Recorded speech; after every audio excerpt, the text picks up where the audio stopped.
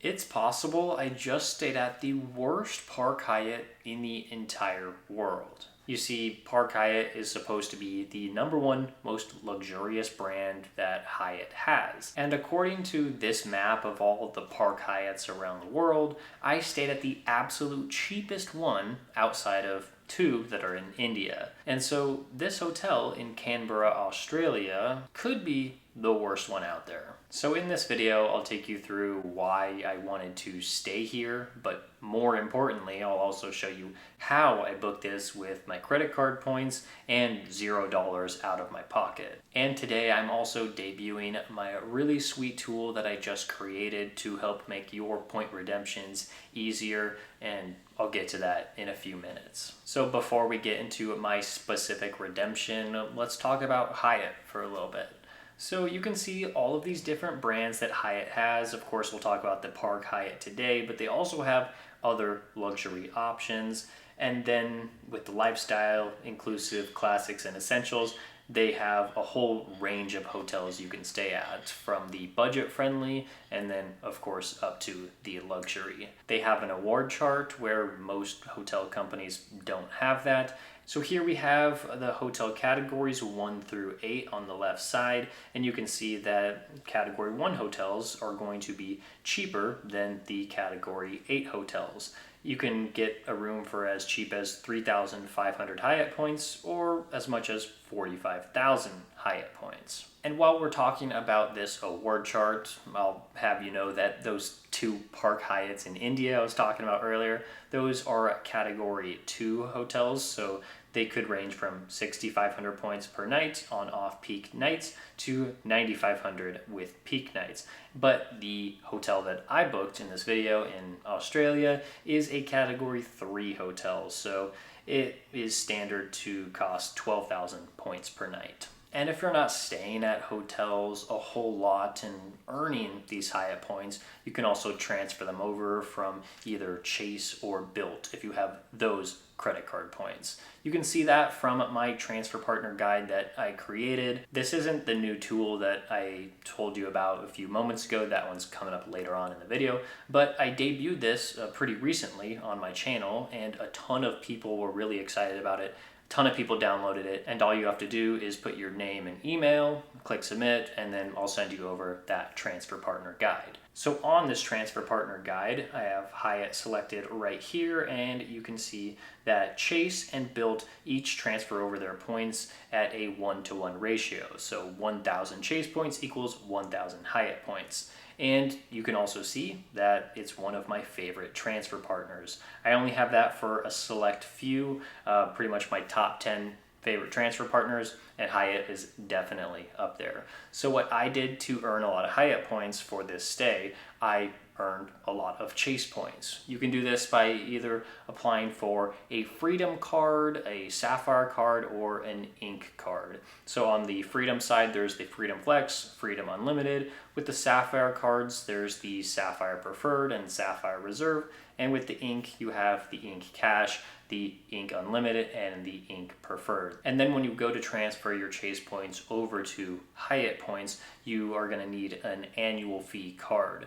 Those three with annual fees are the Sapphire Preferred, the Sapphire Reserve, and the Ink Preferred. So you need one of those cards to be eligible to transfer out your points to any of Chase's hotel or airline partners, and in this case, you need it for transferring over to Hyatt. So for my situation, I have the Sapphire Preferred, so I gathered up all my Chase points, transferred them over to Hyatt, and I needed 24,000 Chase points in order to make this credit card point redemption. The hotel I booked is the Hyatt Hotel Canberra, a Park Hyatt hotel. And like I said earlier, it is a category 3 hotel. As we were talking about with the award chart earlier, that means that a category 3 hotel is typically going to cost 12,000 points, but sometimes it's 9,000, sometimes it's 15,000. So you have to go over to this points calendar, click on that, and it'll pop up. So you're gonna pay 12,000 points for the first night, 12,000 points for the second night.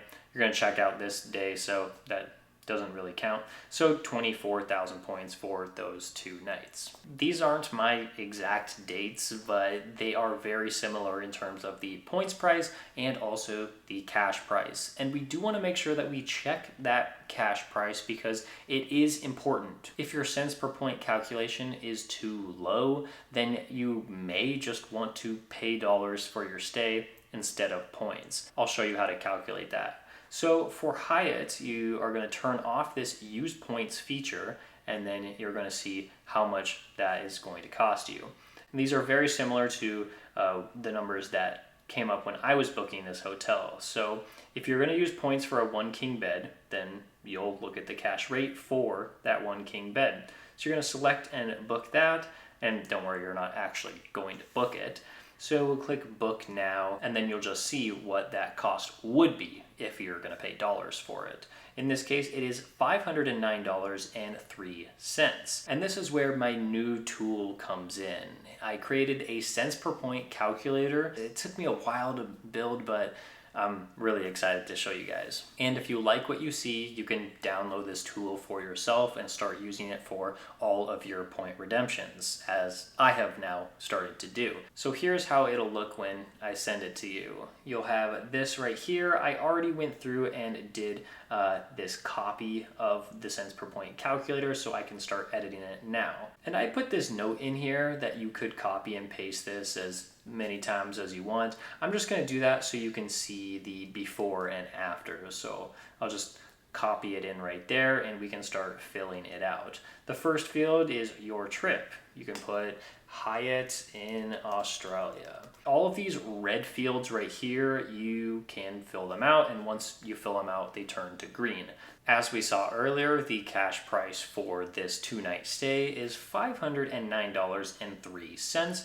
So you're going to come up here and put that in, $509.03.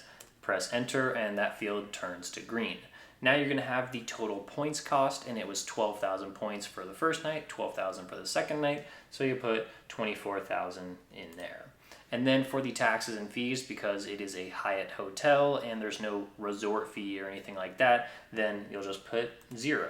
And then for the next 2 fields, they're automatically filled out based on the information that you put in this chart. So you don't edit those ones. That's why they're not red. And you already have the cents per point calculation right there of 2.12 cents per point. That is pretty good for Hyatt, not the absolute maximum value you could get from your Chase points transferred over to Hyatt, but it is pretty good. And then over here on the right side, these are completely optional. You don't have to fill them out. This is just going to help fill out the rest of the table, like what your standard cents per point you're going to get for using the travel portal through your bank, or what your cashback cents per point would be if you cashed out, let's say, your Chase points for this example. So I'm just going to fill it out pretty quickly. Again, you can take a look at this if you download it, and you can look at it for yourself. Transfer bonus, it's 0%. The bank that I used was Chase, and then the portal boost. So if you book a hotel through the Chase travel portal, then you could get a boost of either 25% or 50%, depending on which card you have. I have the Sapphire Preferred, and so I'll put that in right there. So you can see the travel portal is going to give me 1.25 cents per point. And then flight or hotel, you can put in hotel and then points program. I have them all here listed alphabetically, and you can click on Hyatt. So like I said, the right side is completely optional. You don't have to use it. You can just use the left side. It'll put in your cents per point calculation really easily, so you don't have to do any sort of math on your own. And that is my new tool, and I absolutely love it. And so I used it for my own redemption, and this is pretty similar to what I got. So now that we have that cents per point calculation, I knew that I wanted to transfer over my Chase points to Hyatt to make this booking, and I stayed in possibly the worst Park Hyatt in the entire world. But it actually was a pretty nice stay. I mean, it is a Park Hyatt. It was slightly luxurious, definitely not what I've seen from pictures of other top tier Park Hyatts out there. it didn't really feel insanely special. The room was pretty spacious. They actually upgraded us. I don't have any status with Hyatt, but they upgraded us to a room with a balcony. So I had that bed, I had a desk, I had the chair, but then also going outside, I was able to go out on the balcony and see that courtyard that it overlooked, along with the other rooms that people were staying in. They also had access to that shared balcony. And of course, I spent a lot of my time at the desk because I was working on video stuff for this YouTube channel. So I really, really liked the stay. It was fun to stay in a Park Hyatt, but I also like saving my Chase points and all my other credit card points for other redemptions all around the world. So that's why I stayed in a Category 3 Park Hyatt. I liked it. Some other people might want more luxurious, but that's totally fine. You can do that, I can do my thing, and we can all be happy redeeming our credit card points. So as I've said throughout this video, I do have those two tools, the Transfer Partner Guide and the cents per point calculator, available for download with the links in my description and in the pinned comment. So make sure to get that if you're interested in those, or if you just want to watch another video. I ranked my top 10 favorite transfer partners in this video, and yes, Hyatt is going to be making that list. So thanks for watching. I'll see you in the next one.